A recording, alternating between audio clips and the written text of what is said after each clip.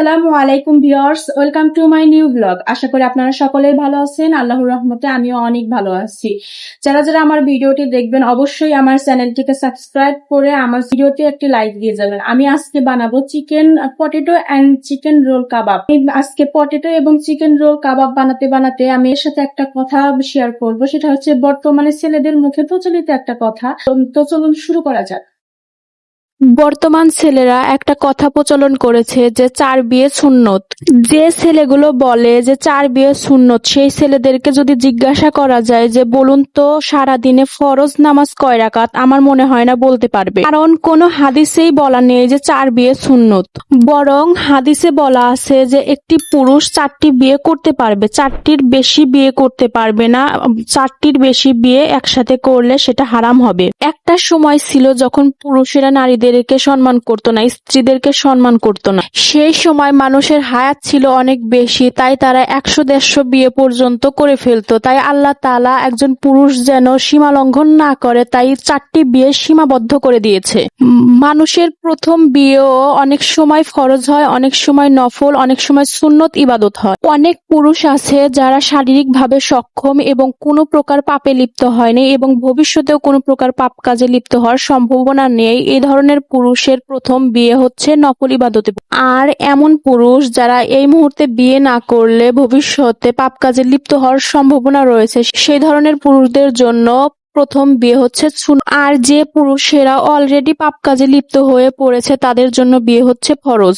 এখন অনেক নারীর মনে প্রশ্ন আসতে পারে যে আল্লাহ তাআলা বিয়ে যখন সীমাবদ্ধ করে দিয়েছে তাহলে একটা বিয়ে কেন সীমাবদ্ধ করে দিল না? আল্লাহ তাআলা 4টি বিয়ের অনুমতি কেন দিল? অনেক নারী আছেন যারা 1-2টা বাচ্চা হওয়ার পরে শারীরিকভাবে অনেক বেশি দুর্বল হয়ে পড়েন, স্বামীর চাহিদা পূরণ করতে অক্ষম হয়ে পড়েন। সেই স্বামীরা কি করবে? যদি স্ত্রী অক্ষম হয় এবং একটি বিয়ে আল্লাহ তাআলা সীমাবদ্ধ করে দিতেন, তাহলে হয় স্ত্রীকে তালাক দিতে হতো, নইলে পাপ কাজে লিপ্ত হতো। তাহলে সেই স্বামীর পাপের দায়ভার কে নিত? অথবা যদি স্ত্রীকে তালাক দিয়ে দিত তাহলে 2টা বাচ্চার কি হতো আর সেই মহিলাকে কে দেখভাল করত? আল্লাহ তাআলা হচ্ছেন মহান এবং মহা জ্ঞানের অধিকারী। তার জ্ঞানকে আমাদের জ্ঞান দ্বারা বিবেচনা করা কখনোই সম্ভব নয়। তিনি সকলের জন্য সমান এবং সকলকে সমানভাবে ভালোবাসেন। তিনি সবার কথা চিন্তা করে সবকিছু নিয়ম নীতি মালা তৈরি করেছেন। এখন কথা হচ্ছে তাহলে পুরুষরা কেন বলে যে 4 বিয়ে সুন্নত? এই কথা তারা কোথা থেকে পেয়েছে? এই কথাটা এসেছে রাসূল সাল্লাল্লাহু আলাইহি ওয়াসাল্লাম বলেছেন, বিধবা নারী, তালাকপ্রাপ্ত নারী এবং বয়স্ক নারীকে বিয়ে করা সুন্নত। সেখান থেকে একজন পুরুষ যদি স্ত্রী থাকা অবস্থায় একটি বিধবা নারীকে বিয়ে করে, যার হয়তো বা 1-2টা বাচ্চা আছে, এরকম নারীকে বিয়ে করলে সুন্নত হবে, কিন্তু সেটা বিয়ে করার জন্য নয়, এরকম বিধবা নারীকে বিয়ে করার জন্য সুন্নত হবে। ঠিক একইভাবে তালাকপ্রাপ্ত এবং বয়স্ক নারীকেও বিয়ে করলে সুন্নত হবে।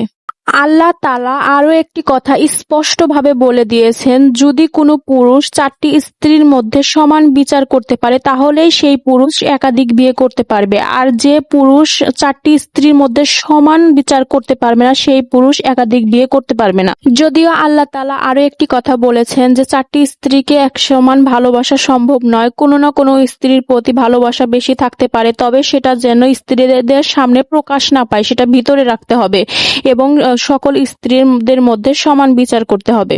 যেমন আমাদের প্রিয় নবী হযরত মুহাম্মদ সাল্লাল্লাহু আলাইহি ওয়াসাল্লাম মা আয়েশাকে সবথেকে বেশি ভালোবাসতেন। তারপরেও যখন সকল স্ত্রীরা আল্লাহ রাসূল সাল্লাল্লাহু আলাইহি ওয়াসাল্লামকে বলেছিলেন যে আপনি আমাদের মধ্যে কাকে বেশি ভালোবাসেন, তখন রাসূল সাল্লাল্লাহু আলাইহি ওয়াসাল্লাম বলেছিলেন যে আমি তোমাদেরকে এই কথাটির উত্তর কালকে দেব।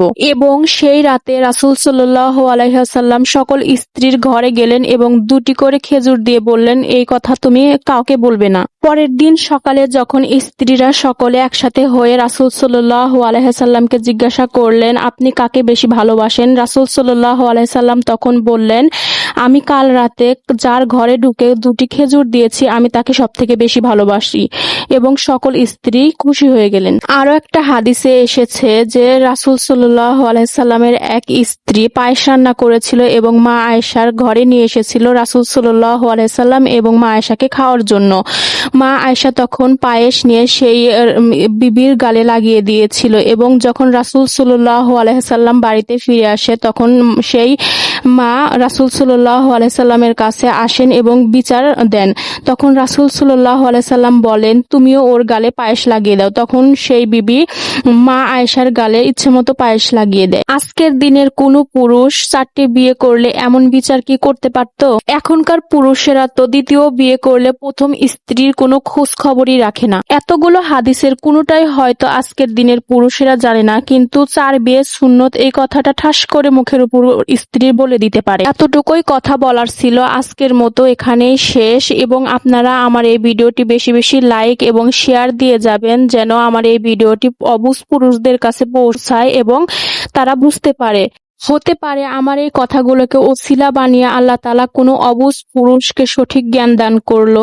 দোয়া করি আল্লাহ তাআলা পৃথিবীর সকল পুরুষকে বেদাত এবং হাদিস বোঝার তৌফিক দান করুক এবং সকল নারীর সংসারে শান্তি দান করুক। আমিন।